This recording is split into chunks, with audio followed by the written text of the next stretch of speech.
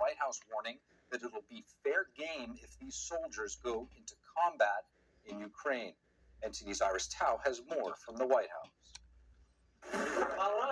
The White House says North Korea has sent at least 3,000 soldiers to Russia by ship in early to mid-October, and these soldiers are now getting trained at different locations. National Security Advisor John Kirby told us at a briefing that the U.S. does not yet know why Kim Jong-un decided to make this move or what he's getting out from it, but one thing that they do know is that this is a very concerning situation, especially if these North Korean soldiers actually go on the battlefield to fight with Ukrainian soldiers. Where they are currently undergoing training. We do not yet know whether these soldiers will enter into combat alongside the Russian military, but this is certainly a highly concerning. Russia and North Korea have boosted their ties in the past 2 years, and just months ago they signed a major defense deal requiring both countries to provide immediate military help if either is attacked.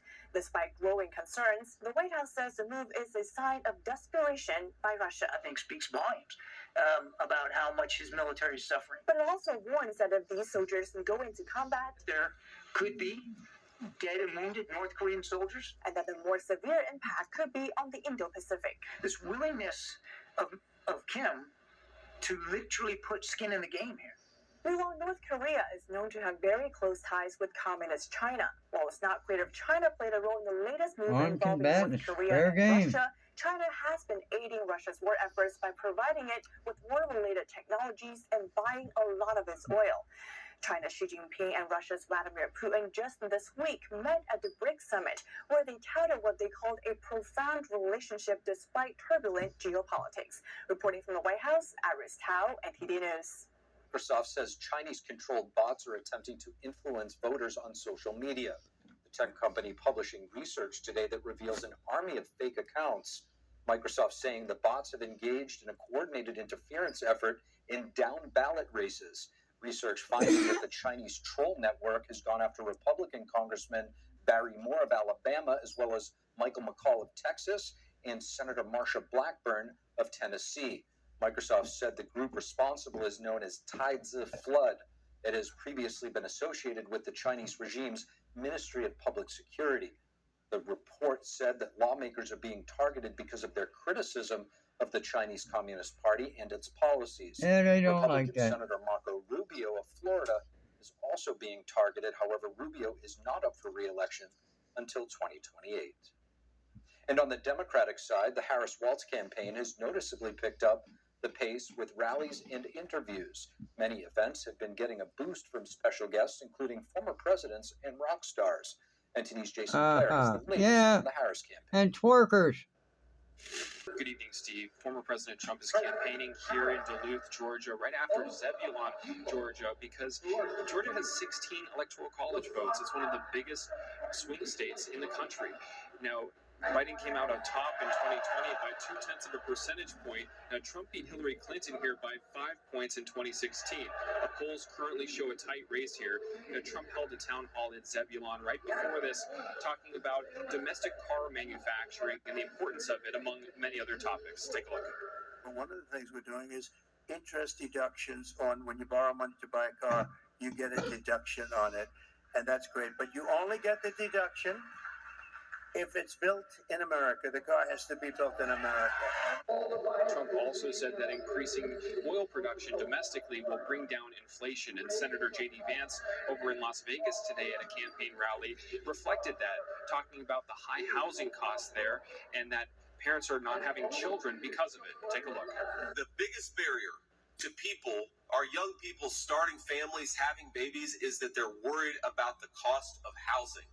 So the more that housing gets more expensive, the more that young Americans are going to decide to either wait or to not have a family altogether.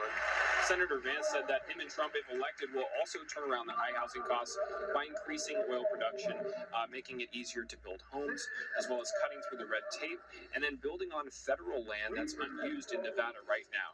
Steve, back to you. And we will continue to keep an eye on that arena where former President Trump is set to speak and bring you some of his remarks when he takes the stage. Early voting is already underway. Both parties are working hard to turn out voters early, allowing them to shift focus to low propensity voters. To find insights into both campaigns, let's bring in Republican strategist Bobby Eberle and Democratic strategist Denny Salas. Bobby Eberle, Denny Salas, thank you both so much for joining. Glad to be here. It's great to have you both. So, former President Trump was at a roundtable with Latino leaders yesterday at his golf club down in Doral, Florida. I want to play a clip of something that he said and get your reaction on the other side. I just saw a poll that we're actually leading with Hispanics. That's never happened before. I don't know, but it's going to be close. So, Bobby, I'll start with you. Do you think the former president has successfully made enough inroads with Hispanic voters? And what aspects of his message, if so, do you think are resonating? Without a doubt. And I mean, I'm here in Texas, and we see it all the time, the inroads that we've made even down in the Valley with our Republican candidates, because the message of freedom and law and order resonates with the Hispanic community. One thing you gotta keep in mind is think about the areas most affected by this open borders and the drugs and gangs and cartels coming in. They're going to be the Hispanic areas, not only along the border, but in other major cities. That's where these cartel members and gang members are going to hide out. So it affects the Hispanic community immensely when you have all this crime and sex trafficking. And so his message about sealing the border and reminding people how the border was under his presidency is a message that resonates quite strongly. Denny, on the flip side, it seems as though Vice President Harris polls better with suburban women than the Hispanic population. Where do you think the disconnect is? And is it messaging? Is it policy? Why do you think we're seeing this? She still is doing very well among Latino. Yes, you can argue that she's doing worse with Latino men. That I will absolutely agree with. Now, that being said, going back to the particular issue that's actually resonating the most with Latinos and Black men is really about the economy and economic issues. I will give credit to President Trump to go into Arizona and Nevada and then state that I'm going to create a policy in order to eliminate all taxes on tips. That resonates a lot with a lot of these working class Latinos that work in the service industry. And obviously you saw Vice President Harris kind of steal that particular idea and piggyback on it, but it is a good idea when you focus on the economy. Danny, I want to stick with you here. Democrats have a clear edge in early voting so far, but Republicans are casting more early ballots than they have historically. What do you think this means, and is this, do you think, eating into the Democratic Party's early voting advantage? This is a good question. I have seen some of the rhetoric around the Democrats cannibalizing their own votes. I mean, look, right now they are focusing on turning out the high propensity voters, the ones that have an historic or history of voting often for these general elections and primary elections, right? They're called triple prime voters, if I use campaign speak. But that being said, that doesn't necessarily mean that it's going to be bad for them heading towards election day. You want that in your campaign to focus on those high propensity triple prime voters to go out to the polls early. So then you're dedicating all your resources in order to go after the low propensity voters and the independents and folks that may be on the fence that you have been documenting your conversations with, or try to get them to the polls. Now, what the Republicans have been doing very successfully in the battleground states, especially in a state like Arizona, is that right now they are getting out those low propensity voters. Now, it's interesting because almost like the reverse, right? Where we have seen that those high propensity voters do like showing up on election day on the Republican side. But right now, the Trump campaign and any of those affiliated groups, they're focusing on getting those low propensity voters to the polls. And they've been quite successful. Bobby, I'm curious your thoughts on this. Do you see this as a significant advantage for Republicans, basically when the final votes are tallied? Is this going to make an impact, or is it just a shift in, I guess, the attitude and the way that folks are viewing early voting? Yeah, there's a lot of interesting dynamics going on. So let me start with agreeing with Denny for a second as far as that targeting the high propensity voters. We want them out and we want to get them out of the way.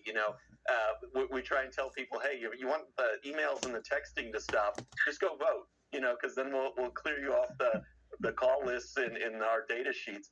But what we are seeing is this tendency for Republicans in the past to kind of not trust the process and wait till election day. That's over. And Trump has done a great job. I'm pushing that in my county, and we're seeing a nationwide effort to get Republicans out there to vote early as well. Because then, again, like Denny said, then you can allocate resources to those lower propensity voters, the ones that don't have that history, that R history or the D history, and come out on just the general election. Just briefly, guys, last question here. Denny, how many people do you think are still left that are truly undecided? And how much of this election do you think will ultimately just come down to turnout? That's a wonderful question. I believe that you still have a small sliver of voters they're still on the fence. I think you also are seeing that with some of the campaign strategy that's being practiced by, let's say, the Harris campaign. There is a reason why that she traveled with Liz Cheney to 3 battleground states.